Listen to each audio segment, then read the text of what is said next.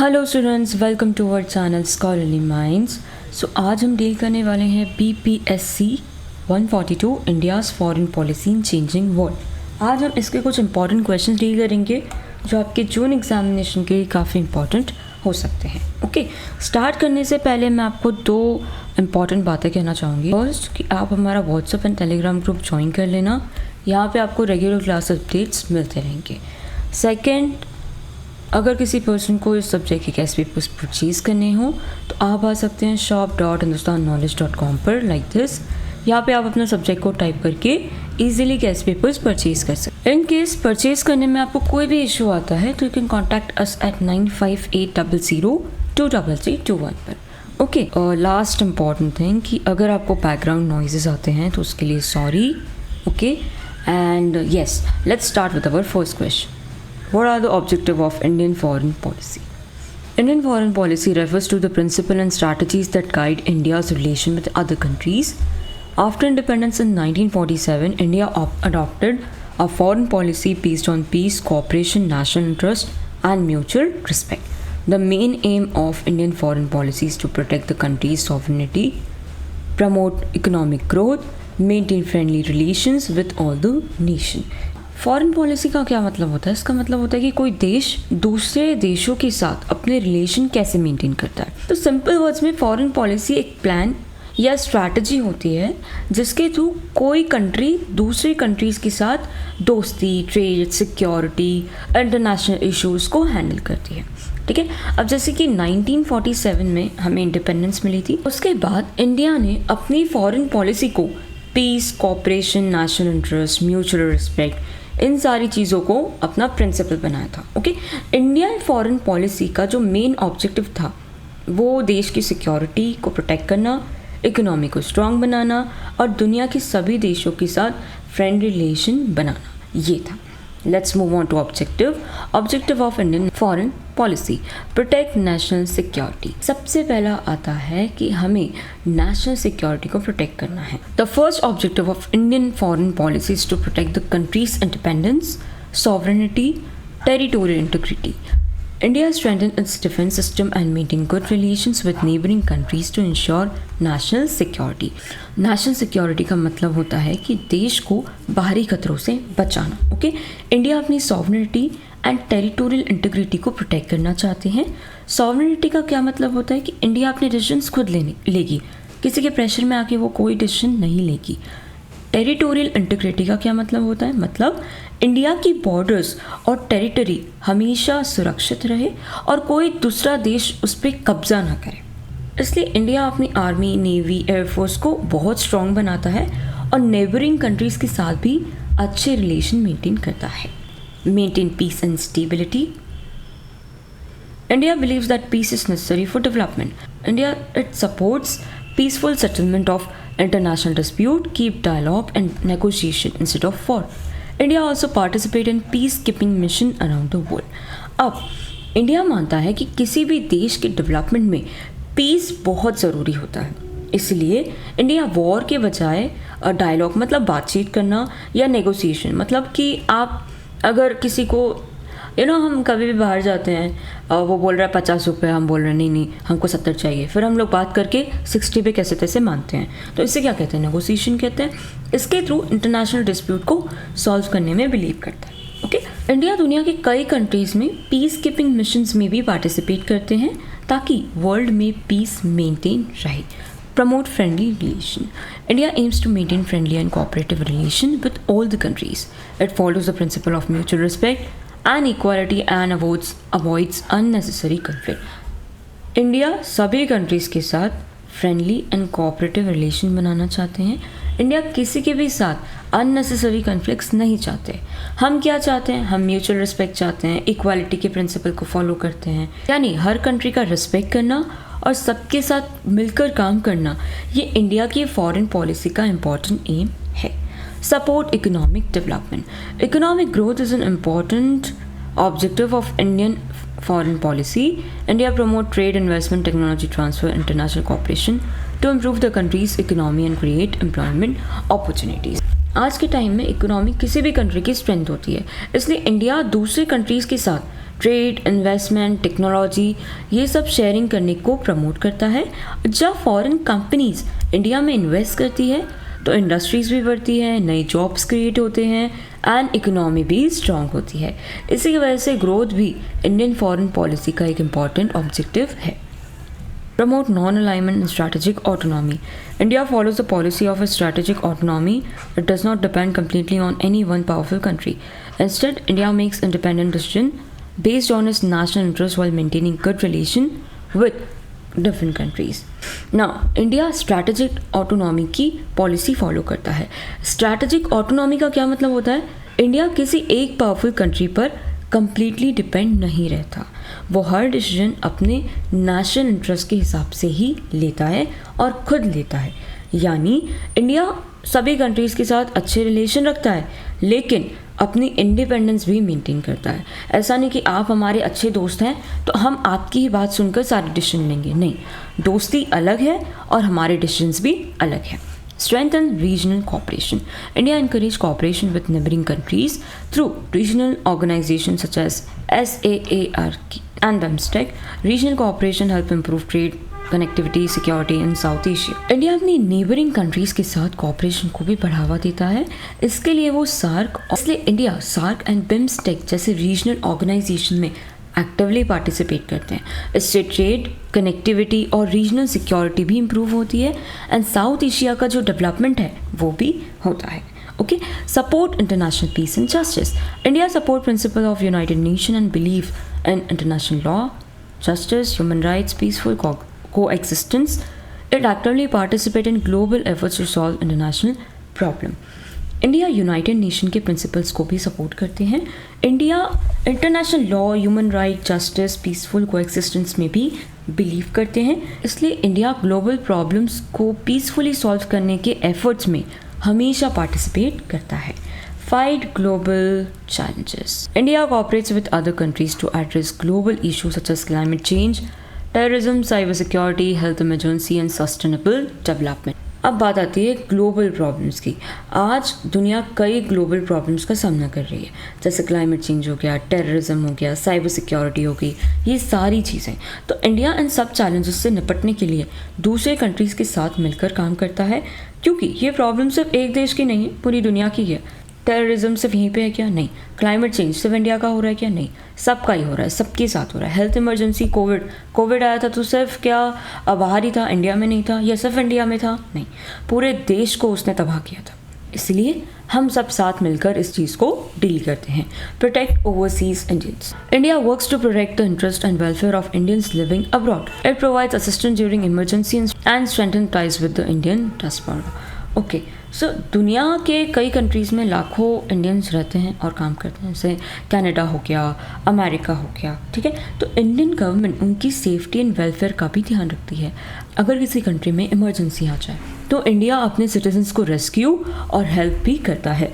इसी को protecting overseas Indians कहते हैं। Want to conclusion. Indian foreign policy is based on the principle of peace, friendship, cooperation, and national interest. Its main objective are to safeguard national security, promote economic development, maintain a peaceful international relation, strengthen regional and global cooperation, protect the interest of Indian citizens. By following these objectives, India continues to play an important role in maintaining peace, stability, and development in the world. Indian foreign policy का main objective है national security protect करना, peace maintain करना, friendly relation बनाना, economy को strong बनाना और national interest को हमेशा सबसे ऊपर रखना। इसके साथ ही India and regional cooperation international peace and global challenges को सॉल्व करने में भी इम्पॉर्टेंट रोल निभाता है। ओके, इसी वजह से आज दुनिया में एक responsible, peace loving and influential country के रूप में इंडिया को पहचाना जाता है और वर्ल्ड पीस एंड इंटरनेशनल में अपना इम्पॉर्टेंट कंट्रीब्यूशन देता है। Okay, comment on changing aspects of Indo US relation. Indo US relation का क्वेश्चन है। Okay, India and United States have developed a strong and broad partnership over the last 3 decades. Earlier, the relationship was limited because of Cold War and differences in foreign policy. Today, both countries cooperate in many areas such as defense, trade, technology, education, energy, regional security. The relation is now considered a comprehensive global strategic partnership. See, Indo-US relation का मतलब है India और United states मतलब America, ठीक है, इनके बीच के political, economic, defence and cultural relation में सारी चीज़ें आ जाती है. ओके, पहले इंडिया और अमेरिका के रिलेशन इतने स्ट्रांग नहीं थे. कोल्ड वॉर के टाइम दोनों कंट्रीज़ की जो फॉरेन पॉलिसीज़ थी वो काफ़ी अलग थी, लेकिन पिछले 30 साल में दोनों कंट्रीज़ के रिलेशन काफ़ी ज़्यादा स्ट्रांग हुए हैं. आज इंडिया और अमेरिका को कॉम्प्रिहेंसिव ग्लोबल स्ट्रैटेजिक पार्टनर्स कहा जाता है. इसका मतलब है दोनों कंट्रीज़ कई इंपॉर्टेंट फील्ड में एक साथ मिलकर काम कर रहे हैं. ठीक है, अब देखते हैं कि क्या क्या है, क्या क्या चेंजिंग एस्पेक्ट्स हैं. Let's see changing aspects of Indo-US relation. Strong defense cooperation. Defense has become one of the most important areas of cooperation. The United States is one of India's major defense partner. Both countries conduct military exercise, share defense technology, work together to improve maritime security in the Indo-Pacific region. Now, आज America India का एक बहुत ही important defence partner बन चुका है. ठीक है, and दोनों कंट्रीज़ मिलकर मिलिट्री एक्सरसाइज भी करते हैं, डिफेंस टेक्नोलॉजी भी शेयर करते हैं और साथ में काम करते हैं, एंड इंडो पैसिफिक रीजन की सिक्योरिटी के लिए भी साथ में काम करते हैं. इससे दोनों कंट्रीज़ की जो सिक्योरिटी है एंड डिफेंस कैपेबिलिटीज़ हैं वो बहुत स्ट्रॉन्ग होती है. अगर आपके पास दिमाग है किसी चीज़ को लेके, किसी फील्ड को लेके, और मेरे पास भी थोड़ा दिमाग है, तो हम दोनों मिलकर कुछ अच्छा बना सकते हैं क्या. फॉर एग्जांपल रेसिपी, आपको रोटी बनानी आती है, मुझे बढ़िया सब्ज़ी बनानी आती है, तो मिलकर खा सकते हैं बनाकर. तो इसी तरह से ये लोग भी मतलब इंडिया एंड यूएस अपनी अच्छी चीज़ें शेयर करते हैं. ठीक है, एक दूसरे से सीखते हैं और मिलकर काम करते हैं. Growth in the trade and investment. Trade between India and United States has increased significantly. The US is one of India's largest trading partner. American companies invest in sectors like information technology, manufacturing, healthcare, renewable energy. Indian companies also invest in US, creating jobs in both countries. दूसरा important change क्या है? Growth in trade and investment. आज America India के सबसे बड़े trading partners में से एक है. अमेरिकन कंपनीज इंडिया में information technology, manufacturing, health care, renewable energy जैसे सेक्टर्स में इन्वेस्टमेंट करती है. इसी तरह इंडियन कंपनीज भी अमेरिका में इन्वेस्ट करती है. इससे दोनों कंट्रीज़ में जॉब क्रिएट होते हैं एंड इकोनॉमी भी स्ट्रांग होती है. Cooperation in science and technology. Both countries are working together in areas such as artificial intelligence, space research, semiconductors, biotechnology, and digital technology.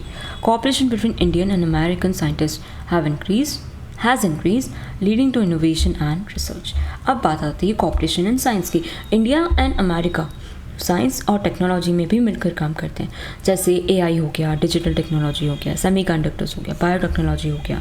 ठीक है, तो दोनों कंट्रीज़ के जो साइंटिस्ट हैं मिलकर नए इन्वेंशन और रिसर्च कर रहे हैं.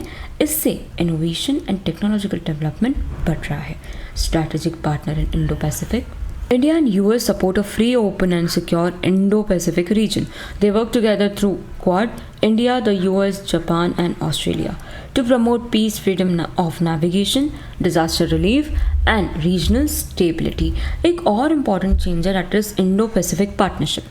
इंडिया और अमेरिका दोनों ये चाहते हैं कि Indo Pacific region peaceful, free and secure रहे. ठीक है, इसलिए दोनों क्वाड ग्रुप के थ्रू मिलकर काम करते हैं. क्वाड ग्रुप में 4 कंट्रीज़ आते हैं, India, US, Japan and Australia. ये countries regional security, disaster relief, freedom of navigation and peace को प्रमोट करती है. ठीक है, energy and climate cooperation. The 2 countries cooperate in clean energy, solar power, nuclear energy, climate change. They are working together to reduce carbon emission and promote sustainable development. India और America clean energy, solar energy, nuclear energy and climate change के field में भी corporation कर रहे हैं. दोनों countries carbon emission कम करने और सस्टेनेबल डेवलपमेंट को प्रमोट करने के लिए मिलकर एफर्ट्स कर रहे हैं. ठीक है, हाँ ये सही है. Education and people-to-people relations. Thousands of Indian students study in American universities every year. The large Indian diaspora in the US strengthen cultural, educational, business ties. Exchange program and tourism have also increased mutual understanding. America में रहने वाली Indian community, जिसे Indian diaspora कहते हैं, दोनों countries के relation को और ज़्यादा स्ट्रॉन्ग बनाती है। Exchange program, tourism and cultural activities की वजह से दोनों देशों के लोग एक दूसरे को और अच्छी तरह समझ पा रहे हैं एंड इसी की वजह से चीज़ें और अच्छी होती जा रही है। Challenges in Indo US relation, despite strong cooperation some issues remain. इतने अच्छे रिलेशंस होने के बाद भी कुछ चैलेंजेस हैं। लेट्स सी, कभी कभी ट्रेड डिस्प्यूट और टैरिफ इशू भी हो जाते हैं। Differences over India's purchase of defence equipment from other countries, India के दूसरे कंट्रीज से डिफेंस इक्विपमेंट खरीदने पर भी डिफरेंस हो जाते हैं। Visa restriction affecting Indian professional, visa restriction की वजह से इंडियन प्रोफेशनल्स को प्रॉब्लम फेस करनी पड़ती है। Different approaches towards some international issues, और कुछ इंटरनेशनल इशू पर दोनों कंट्रीज़ की थिंकिंग अलग हो जाती है। कंक्लूजन अब हम देखते हैं। India US relation have change from limited cooperation to a specific strategic partnership. Both countries share common interest in democracy, economic growth, security and technological development. Although some differences continue, regular dialogue and mutual respect help solve problem. In the future, Indo-US relations are expected to become even stronger and play an important role in promoting peace, stability and prosperity in the world. पहले India और America की relation काफ़ी limited थी, लेकिन आज दोनों countries defence, trade, education, energy जैसे कई इंपॉर्टेंट एरियाज़ में स्ट्रॉन्ग पार्टनर्स बन चुके हैं. वी नो दैट, ठीक है, हमने अभी पढ़ा है. हालांकि कुछ डिफरेंसेस आज भी हैं, लेकिन दोनों कंट्रीज़ डायलॉग और कोऑपरेशन के थ्रू उन्हें सॉल्व करने की कोशिश करते हैं. इसलिए फ्यूचर में इंडो यूएस रिलेशन और भी स्ट्रॉन्ग होने की उम्मीद है, जो सिर्फ इंडिया एंड अमेरिका को ही नहीं बल्कि पूरी दुनिया में peace, stability and development promote करेंगे. Discuss India-Pakistan relation. India and Pakistan became independent in 1947 after the partition of British India. Since then, the relationship between the two countries has been a mix of conflict, dialogue and cooperation. While both countries share common history, culture, language, political disputes, security concerns have created their relationship is important for peace and development in South Asia. See, India और पाकिस्तान दोनों 1947 में British rule से आज़ाद हुए थे, लेकिन independence के साथ ही partition भी हुआ, जिसमें एक देश दो देशों में बट गया, इंडिया और पाकिस्तान. इसी पार्टीशन के बाद दोनों कंट्रीज़ के रिलेशन कभी कभी कोऑपरेटिव रहा एंड कभी कभी डायलॉग भी हुआ एंड कई बार कन्फ्लिक्ट भी हुए. ठीक है, ये तो हम सभी जानते हैं, इसमें कोई बात है क्या. सिंपल वर्ड्स में इंडिया पाकिस्तान रिलेशन का मतलब है इंडिया और पाकिस्तान के बीच political, diplomatic, economic and security relation. ठीक है, दोनों कंट्री की हिस्ट्री, कल्चर, लैंग्वेज ये सभी हमसे मैच करते हैं, लाइक सिमिलैरिटीज़ हैं, लेकिन कुछ पॉलिटिकल एंड सिक्योरिटी इशू की वजह से आज भी जो हमारे रिलेशन हैं वो काफ़ी कॉम्प्लेक्स हैं. लेकिन जो ये रिलेशनशिप है ये पीस के लिए बहुत इंपॉर्टेंट है और साउथ एशिया के डेवलपमेंट के लिए भी काफ़ी इंपॉर्टेंट है, क्योंकि ये चीज़ें अगर सॉल्व नहीं होगी तो बहुत टेंशन्स क्रिएट होते जाएंगे और ये चीज़ बढ़ती ही चली जाएगी, जो बढ़ ही रही है. Major issues in Indian Pakistan relation. Kashmir dispute. The biggest issue between India and Pakistan is Jammu Kashmir. Both countries claim the region, which has led to several wars, continuous border tension. India considers Jammu and Kashmir an integral part of the country, while Pakistan raised the issue internationally. दोनों countries Kashmir पर अपना claim करती हैं. इसी issue की वजह से दोनों कंट्रीज़ के बीच वॉर्स और बॉर्डर टेंशन भी हुए हैं. ठीक है, इंडिया का मानना है कि जम्मू कश्मीर हमारा इंटीग्रल पार्ट है, मतलब अलग ना होने वाला हिस्सा है, जबकि पाकिस्तान इस इशू को इंटरनेशनल लेवल पर उठाता है. ये इंडिया पाकिस्तान रिलेशन का सबसे पुराना एंड सबसे सेंसिटिव इशू माना जाता है. ठीक है, let's move on further. Cross-border terrorism. India has repeatedly accused Pakistan for supporting terrorist groups that carry out attacks in India. Incidents such as Mumbai attack 2008, Uri attack 2016, and Pulwama attack 2019 have badly affected relations. India का जो आरोप है वो ये है कि पाकिस्तान की तरफ से कुछ टेररिस्ट ग्रुप इंडिया में अटैक करते ही रहते हैं. ये जितने भी हमारे देश में अटैक हुए हैं, हमारा यही मानना है कि ये पाकिस्तान ही करता है. इस इंसिडेंट की वजह से दोनों कंट्रीज़ के रिलेशन और भी ज़्यादा ख़राब हुए हैं एंड ट्रस्ट कम हुआ है. Border conflicts. There are frequent ceasefire violation and military tension along the line of control LOC. This incident often increase distrust between the two countries. Border conflict के बारे में अब बात हो रही है कि इंडिया और पाकिस्तान के बीच LOC मतलब लाइन ऑफ कन्फ्लिक्ट पर कई बार cease fire violation and military tension देखने को मिलते हैं। लाइन ऑफ कंट्रोल वो बॉर्डर है जो जम्मू एंड कश्मीर में दोनों कंट्रीज़ के कंट्रोल वाले एरियाज़ को अलग करती है।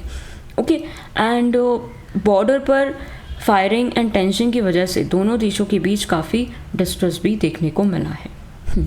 Water issues. The Indus Water Treaty has generally remained successful despite tension. However, disagreement over some hydroelectric project and water management continue from time to time. अब इंडिया एंड पाकिस्तान के बीच Indus waters treaty हुई थी। ये agreement दोनों countries के बीच पानी के इस्तेमाल को रेगुलेट करता है एंड ये ट्रीटी काफ़ी सक्सेसफुल भी रही है, लेकिन कुछ हाइड्रो इलेक्ट्रिक प्रोजेक्ट और वाटर मैनेजमेंट को लेकर कभी कभी डिसएग्रीमेंट्स भी हुए हैं। Area of cooperation. Trade between India and Pakistan has remained limited because of political tension. Better trade relation can benefit the economies of both the countries. अब हम बात करेंगे एरियाज ऑफ कॉपरेशन की। सबसे पहला आता है ट्रेड। अगर पॉलिटिकल रिलेशन इम्प्रूव हो तो ट्रेड दोनों कंट्रीज़ की इकोनॉमी के लिए बेनिफिशियल हो सकता है, लेकिन पॉलिटिकल टेंशन की वजह से ट्रेड का लेवल अभी काफ़ी लिमिटेड है। Cultural and people-to-people relation. People of both the countries share similar language, food, music, film, tradition. Sports, especially cricket and cultural exchange, help improve goodwill. दोनों countries की language, food, music, film, tradition ये काफ़ी similar हैं। Cricket and cultural program भी लोगों के बीच goodwill बढ़ाने में help करते हैं। Humanitarian cooperation. Both countries have occasionally cooperated in releasing fishermen, prisoner, providing humanitarian assistance during emergency. कभी कभी दोनों कंट्रीज़ फिशरमैन और प्रिजनर्स को रिलीज़ करते हैं। इमरजेंसी सिचुएशन में ह्यूमैनिटेरियन असिस्टेंस भी दी जाती है। ये एफर्ट्स रिलेशन को इम्प्रूव करने में भी हेल्प करते हैं। Steps taken to improve the Shimla agreement 1972 emphasize peaceful resolution of dispute. Lahore declaration 1999 aimed to improve trust and cooperation. Several rounds of peace talk and confidence building measures have been held. ना अब क्या steps हैं। Shimla agreement बनाया गया था, इसमें दोनों countries ने डिस्प्यूट को पीसफुली सॉल्व करने पर जोर दिया था। ठीक है, उसके बाद लाहौर डिक्लेरेशन के थ्रू ट्रस्ट एंड कोऑपरेशन बढ़ाने की कोशिश की गई थी। कई बार peace talks and confidence building भी जैसे मेजर्स भी लिए गए थे। And the 2021 cease fire agreement along the LOC help reduce border firing for some time. 2021 cease fire agreement के बाद कुछ समय तक LOC पर फायरिंग में भी कमी देखने को मिली है। Let's move on to challenges. अब ये सारे स्टेप्स लिए गए ताकि हम दोनों के रिलेशन थोड़े इम्प्रूव हो सके, जो बॉर्डर लाइन टेंशन है ये सारी चीज़ें कम हो सके और हम लोगों के बीच में थोड़ा पीस प्रमोट हो सके। टेररिज्म एंड सिक्योरिटी कंसर्न, ये चीज़ तो हमेशा से रही है। Political instability and lack of trust, border dispute, military tension, limited diplomatic and trade tension, public opinion and media pressure during crisis. अब भी कई सारे चैलेंजेस मौजूद हैं, जैसे टेररिज्म है, सिक्योरिटी के कंसर्न्स हैं, पॉलिटिकल इंस्टेबिलिटी है, हम अभी भी उन पर ट्रस्ट नहीं कर सकते, बॉर्डर के डिस्प्यूट है, लिमिटेड ट्रेड है, जो क्राइसिस के time public opinion and media का प्रेशर है, ये सब रिलेशन को इम्प्रूव होने से रोक देते हैं। ठीक है, इससे क्या होगा, लड़ाई झगड़े और इंक्रीज होंगे एंड इसी की वजह से टेंशन्स और क्रिएट होगी। Way forward, continue peaceful dialogue and diplomatic engagement, strengthen confidence building measure, increase trade and economic cooperation, promote cultural, education and sports exchange, work together against terrorism and maintain border peace. Experts का मानना है कि future में relation को improve करने के लिए peaceful dialogue बहुत ज़रूरी है। दोनों कंट्रीज़ को डिप्लोमेसी के थ्रू बात करनी चाहिए, ट्रेड और इकोनॉमिक कॉपरेशन बढ़ाना चाहिए और सबसे इम्पॉर्टेंट टेररिज्म के खिलाफ मिलकर काम करना चाहिए एंड बॉर्डर पे पीस मेंटेन करनी चाहिए। ओके, कंक्लूजन अब हम देखते हैं। India-Pakistan relation remain complex due to historical dispute, security concerns, political differences. However, peaceful talk, mutual trust, cooperation are the only long-term solution. Stable relation between two countries will promote regional peace, economic growth and better opportunities for the people of South Asia. India-Pakistan के relation काफ़ी complex है। एक तरफ historical dispute है, Kashmir issue है, security concerns हैं, दूसरी तरफ पीस, डायलॉग, कॉपरेशन की पॉसिबिलिटीज़ है। लेकिन जो लॉन्ग टर्म सोल्यूशन में हम काउंट कर सकते हैं वो mutual trust, peaceful dialogue and cooperation से ही पॉसिबल है। ओके, इसके बिना ये चीज़ें पॉसिबल नहीं है। अगर दोनों कंट्रीज़ मिलकर काम करें तो सिर्फ इंडिया या पाकिस्तान ही नहीं बल्कि पूरे साउथ ईस्ट एशिया में peace, stability and economic development देखने को मिलेगा। Moving on to next question, how does India protect and promote national interest in its foreign policy? Elaborate. Foreign policy is the way a country manages its relation with other countries. India's foreign policy is based on protecting its national interests such as security, economic growth, peace, and global respect. India follows an independent and balanced foreign policy. India follows an independent and balanced foreign policy while maintaining friendly relation with different countries. National interest का मतलब होता है देश के सबसे important goals and priorities जिनसे देश की सिक्योरिटी, डेवलपमेंट एंड प्रोग्रेस जुड़ी होती है। ठीक है, जैसे कि फॉर एग्जांपल अगर मैं सिंपल वर्ड्स में कहूँ तो जो चीज़ें इंडिया की सेफ्टी, इकोनॉमी, रिस्पेक्ट और डेवलपमेंट के लिए सबसे ज़्यादा ज़रूरी है उन्हें हम नेशनल इंटरेस्ट कहते हैं। ठीक है, इंडिया की जो फॉरेन पॉलिसी है इसका सबसे बड़ा ऑब्जेक्टिव यही है कि नेशनल इंटरेस्ट को प्रोटेक्ट करना और उसे आगे बढ़ाना। Meaning of national interest. National interest refers to the goals and priorities that are essential for the country's well-being and includes, मैंने आपको क्या कहा, नेशनल इंटरेस्ट का मतलब क्या होता है? जो देश के सबसे इम्पॉर्टेंट गोल्स हैं, सबसे इम्पॉर्टेंट प्रायोरिटीज़ है वो नेशनल इंटरेस्ट कहलाते हैं। इसमें क्या क्या आता है? Protecting national security, promoting economic development, maintaining sovereignty and territorial integrity. अब इसमें क्या क्या चीज़ें आती हैं? जैसे कि नेशनल सिक्योरिटी आ गई, सॉवरेनिटी आ गई, इकोनॉमिक डेवलपमेंट आ गया, ठीक है, एनर्जी एंड फूड सिक्योरिटी आ गई, increasing India's influence in global affairs, मतलब ग्लोबल लेवल पर इंडिया की रिस्पेक्ट और इन्फ्लुएंस। ठीक है, ये सारी चीज़ें नेशनल इंटरेस्ट में आती है। How India protect and promote national interest? Let's see. Protecting national security. India strengthened its armed force and improved border security to protect the country from external threats. It cooperates with friendly countries through defense agreement, military exercise, intelligence sharing, and India also works to fight terrorism and cross-border crime.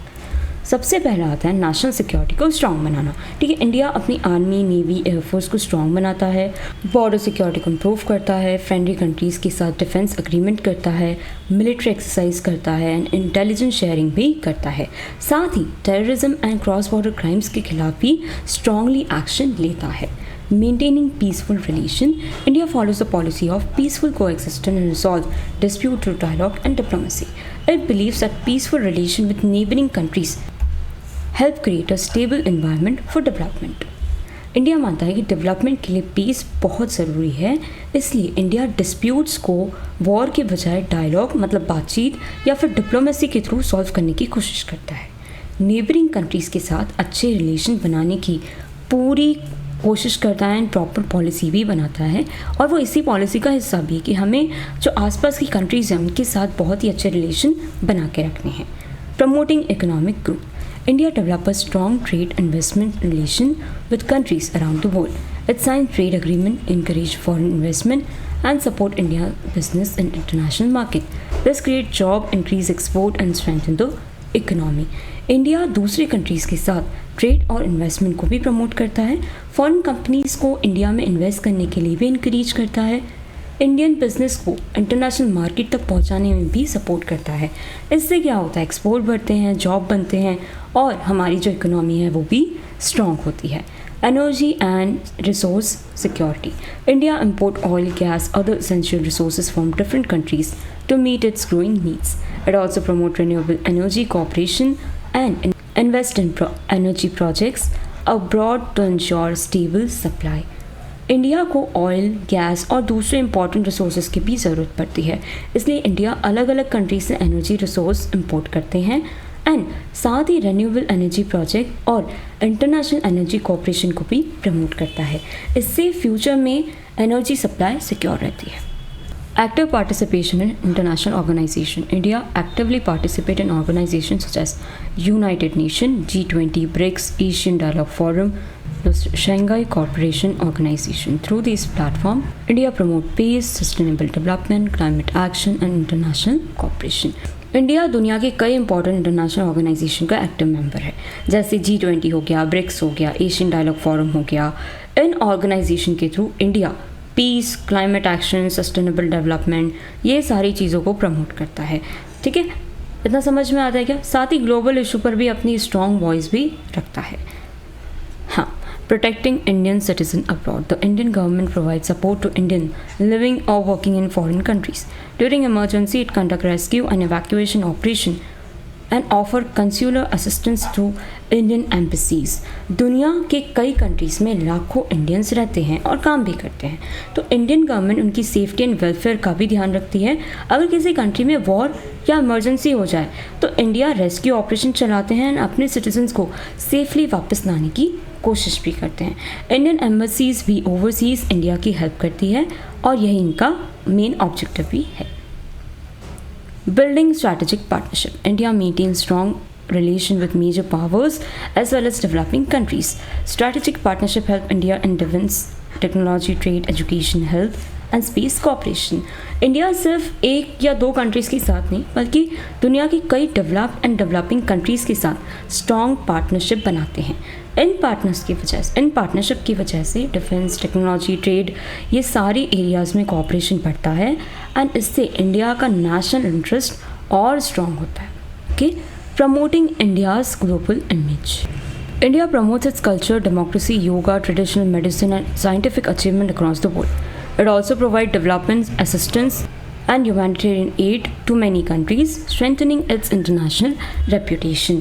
India दुनिया में अपनी positive image भी build करता है, जैसे योगा को promote करना, Indian culture को दुनिया तक पहुंचाना, ट्रेडिशनल मेडिसिन मतलब आयुर्वेदा, ठीक है, इन चीज़ों को भी इनका प्रमोशन करना, इससे इंडिया की इंटरनेशनल रेपुटेशन और रिस्पेक्ट दोनों बढ़ती है। लेकिन कुछ चैलेंजेस भी हैं, जैसे क्या है, border dispute with neighbouring country, terrorism, global economic uncertainties, climate change, competition. India को फॉरेन पॉलिसी में काफ़ी सारे चैलेंजेस फेस करने ही पड़ते हैं, जैसे कि ये सारी चीज़ें हैं, बॉर्डर डिस्प्यूट हो गया है ना, एनर्जी सिक्योरिटी हो गई, या फिर कंपटीशन हो गया, फिर क्लाइमेट चेंज हो गया। ठीक है, इन सारे चैलेंजेस के बाद भी India balance and independent foreign policy को फॉलो करता है। Let's see the conclusion. India's foreign policy aims to protect national security, promote economic development, maintain peaceful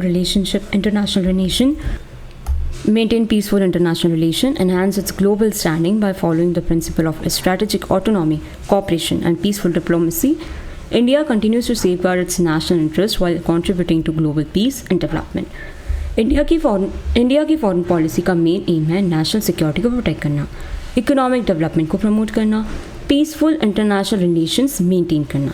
ठीक है, एंड इसी की वजह से इंडिया की पोजीशन क्या होगी, और ज़्यादा स्ट्रांग होगी। Correct, India strategic autonomy, peaceful diplomacy and international cooperation के प्रिंसिपल्स को फॉलो करता है एंड इसी वजह से आज इंडिया एक responsible, strong, globally respected nation के रूप में उभर कर सामने आया है और world peace, development and international cooperation में भी इंपॉर्टेंट कॉन्ट्रीब्यूशन अपना दे रहा है। Okay, so that's all for today, thank you so much.